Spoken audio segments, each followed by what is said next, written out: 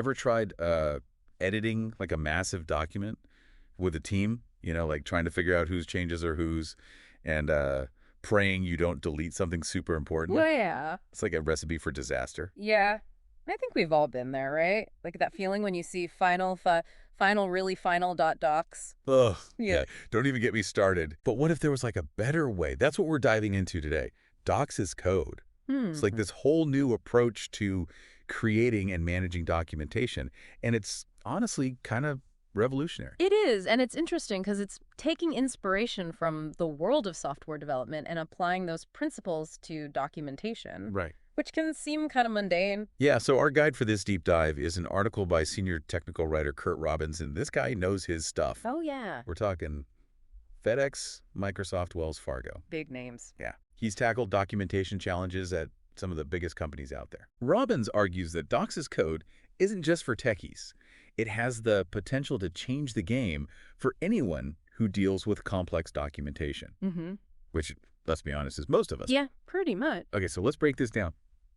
What exactly is Docs as code? I'm picturing like lines of green text on a black screen, which is a little intimidating. Yeah, I mean, it's not that literal. Okay. At its core, Docs as code is about treating documentation like software code in terms of how it's structured and managed. Okay. So instead of using those clunky Word files or proprietary formats, you're working with plain text files and storing them in version control systems like Git, which Okay. developers use to track changes in their code. So it's less about the visual look of code and more about adopting that systematic modular approach. Exactly. Okay. Think of it like Legos. Okay. Each piece of content, Mhm. whether that's a paragraph, a section, an image, Right. is treated as an independent element Okay. that can be combined and rearranged in endless ways. So instead of one giant unwieldy document, you have these smaller manageable components that you can put together like a puzzle. Exactly. Like I'm starting to get it. But how does that actually translate into real-world benefits? Well, Robbins outlines 5 key characteristics of Docs as code, and each one addresses a specific pain point we've probably all experienced with traditional documentation. Right. He calls them the 5 pillars, Ooh, I like that. which I love. So let's start with version control. Remember those final.docs files we were talking about? How could I forget? I think I still have some lurking in the depths of my hard drive giving me PTSD. Well, with Docs as code, you can kiss those nightmares goodbye. Every change you make is tracked so you can easily revert to previous versions, see who made what edits, and collaborate seamlessly without fear of conflicting changes. That alone would have saved me countless hours of frustration and probably a few gray hairs. I'm sold already. What's next? Another pillar is the use of text-based formats like Markdown or AkaiDoc. These are lightweight, universally readable, and easy to edit, even without specialized software. So you're not locked into a specific program, which is great for accessibility and collaboration. It's like the open source movement for documentation. Exactly. And this ties into the next pillar, automated workflows. Because you're working with plain text and version control, you can automate all sorts of tasks like spell checks, style guide enforcement, and even generating output formats like PDFs or web pages. Imagine never having to manually format a table of contents again. Okay, that's speaking my language. Yeah. Anything that automates tedious tasks is a win in my book. But how does this all play out when you're working with a team? That's where the collaboration aspect really shines, with Docs as code writers, developers, subject matter experts. Everyone involved in the documentation process Right. can work together seamlessly in the same system using the same tools and workflows. It's like that shared Google Doc experience, but on steroids. I love that it breaks down the silos between different teams. Everyone's on the same page, literally, which I'm sure leads to a more cohesive and consistent final product. Absolutely. And because documentation is treated as code, it can be integrated into the development process. Okay. Imagine documentation being reviewed and tested just like software. Fewer errors, better consistency, and ultimately a much smoother user experience. And finally, we have scalability. Robbins talks about how Docs as code makes it easier to manage huge documentation projects. How does that work? Remember the Lego analogy? That modularity allows you to break down massive projects into smaller manageable components, track dependencies, and ensure consistency across the entire documentation set. It's like having a super organized dynamic library for all your documentation needs. Mm-hmm. So Docs as code sounds pretty amazing, but I imagine there's some challenges to adopting this new approach. Yeah. I mean, it's a pretty big departure from the way most of us are used to working. You're right. It does require a shift in mindset. And there are some hurdles to overcome. Let's dive into those next year. Robbins highlights a few key challenges in his article that we should discuss. So one of the first challenges Robbins mentions is the learning curve. Yeah. It can be daunting for writers who are used to traditional tools like Word Right. to suddenly have to learn about version control systems, markup languages, all that techie stuff. I was just thinking that. It sounds like you'd need a computer science degree just to get started with Docs' code. Right.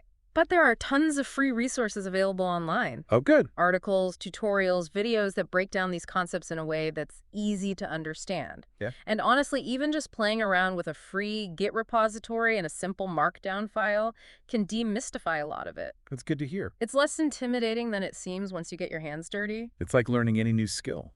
Those first steps can feel overwhelming, but once you get the basics down, it becomes much easier. Yeah. So what's another challenge that people might encounter? So Robbins points to the complexity of the tooling as another potential barrier. Setting up and managing all the necessary tools. Yeah. Get repositories, build pipelines, static site generators can seem like a lot, especially for smaller teams or individuals who might not have dedicated tech support. That makes sense. It sounds like you'd need a whole IT department just to get your Docs' code system up and running. Yeah, it can feel that way. Yeah. But the good news is that there are platforms and services that simplify this process considerably. Yeah. Some tools offer user-friendly interfaces and pre-configured workflows that make it much easier to get started without needing to be a developer. That makes it more accessible. Exactly. And the Docs' code community is incredibly helpful. Oh, that's good. There are forums, online communities, and even dedicated support teams that can help you troubleshoot any issues. So you don't necessarily have to build everything from scratch. You can start with a more user-friendly platform and then gradually ramp up as your team becomes more comfortable with the underlying technologies. Exactly. And that brings us to another concern that Robbins addresses. Reliance on developers. Yeah. Some writers worry that they'll need to constantly ask developers for help, which can create bottlenecks and dependencies. I've heard that from writers who are hesitant to embrace Docs' code. Yeah. They feel like they'll lose some of their autonomy. Right, I understand that perspective. But one of the beautiful things about Docs' code is that it actually empowers writers to be more self-sufficient. Okay. As you become more familiar with the tools and workflows, you'll find that you can handle many tasks on your own. From setting up your documentation structure to automating routine tasks. Okay. And of course, developers are still valuable resources, especially in the initial setup phase. Right. But it's more about collaboration and knowledge sharing than dependency. So it's about breaking down those traditional silos between writers and developers and creating a more collaborative environment where everyone can contribute their expertise. I love that. Okay, last challenge on our list.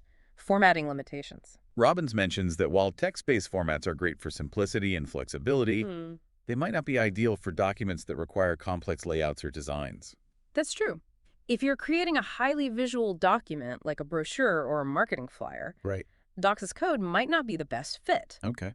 But even then, you can still incorporate some of the core principles into your workflow. How so? For example, you could use a version control system to track changes to your design files, or automate certain design tasks using scripts. So it's not an all-or-nothing proposition. You can adapt the principles of Docs' code to fit your specific needs and the type of document you're creating. That's really helpful to know. We've talked a lot about the challenges, but let's zoom out for a moment and talk about the bigger picture. Why should someone even bother with Docs' code in the first place? What's the payoff? The payoff is huge. The biggest benefit is efficiency. Okay. By automating repetitive tasks, streamlining workflows, and fostering better collaboration. Right. Docs' code frees up so much time and energy you can then dedicate to creating truly excellent content. And that improved content leads to happier users. Exactly. Whether it's customers trying to understand your product, employees navigating internal policies, Right. or anyone else who relies on clear, accurate documentation. Good documentation can make or break a product, a service, or even a whole organization. Yeah, it's that important. And from a practical standpoint, that efficiency also translates into cost savings. Okay. Less time spent on rework, fewer errors, more streamlined processes. Right. It all adds up to a healthier bottom line. So it's a win-win for everyone involved. Better documentation for users and cost savings for organizations. But beyond the practical benefits, I'm also sensing a deeper philosophical shift here. It's like Docs' code is challenging us to rethink our whole approach to documentation. You hit the nail on the head. It's Yep. about moving away from static, siloed documents and embracing a more dynamic, collaborative, and iterative approach. Okay. It's about treating documentation as a living, breathing entity that evolves alongside your product or service. That's a powerful idea. It's like we're moving from the age of the encyclopedia to the age of Wikipedia. Exactly. Constantly updated, constantly evolving, and always accessible. And this ties into what we were talking about earlier with the learning curve. Yeah. It's not just about learning new tools, it's about adopting a new mindset. Exactly. And that mindset shift is essential for unlocking the full potential of Dox's code. It's about embracing collaboration, transparency, and continuous improvement. It's like we're applying the principles of agile software development to the world of documentation. Hmm. It's about breaking down silos, working together iteratively, and constantly seeking feedback to improve the product, which in this case is the documentation itself. I love that connection. It's so Yeah. true. And I think that's what makes Dox's code so exciting. It's not just a set of tools, it's a philosophy, Right. a way of working that has the potential to transform not just how we create documentation, but how we share knowledge and collaborate in general. That's a powerful thought. So we've explored the what, the why, and the how of Dox's code. But before we wrap up, I'd love to touch on something that Robbins hints at in his article, the broader implications of this approach. He focuses primarily on technical writing, but I'm wondering if these principles can be applied to other types of documents as well. That's a great question, and one that I've been pondering myself. I think the core principles of version control, plain text formats, and automation Hmm. are applicable to any type of document where you need to track changes, collaborate effectively, and ensure consistency. So we could use Dox's code to manage a company's internal policies, create a collaborative recipe book, even just organize our personal notes. Absolutely. Think about those frustratingly messy shared documents, the version control nightmares, the endless email chains. All of that could be improved by applying a more structured, collaborative, and automated approach. It's like we're expanding our definition of what documentation can be. It's not just about technical manuals, it's about capturing and sharing knowledge in a way that's clear, accessible, and adaptable. I love that. It's about democratizing knowledge and making it easier for people to collaborate and learn from each other. And I think that's something that we can all get behind. Well, we've covered a lot of ground in this deep dive into Dox's code, and it all comes back to treating information as a living, evolving entity rather than static, isolated documents. Exactly. Embracing a more fluid and dynamic way of working with information. And that can be really empowering, both professionally and personally. So for our listeners out there who are intrigued by Dox's code and want to explore it further, what advice would you give them? Where should they start? I'd say start small. Don't try to change your whole documentation system overnight. Pick a small project experiment with a simple markdown file and a free Git repository. There's a ton of resources available online, like articles, tutorials, and communities that can teach you the basics. And most importantly, don't be afraid to ask for help. The Dox's Code community is really welcoming and supportive. And a huge thank you to Curt Robbins for his insightful article that got this conversation going. We'll be sure to include a link in the show notes along with some other helpful resources for our listeners.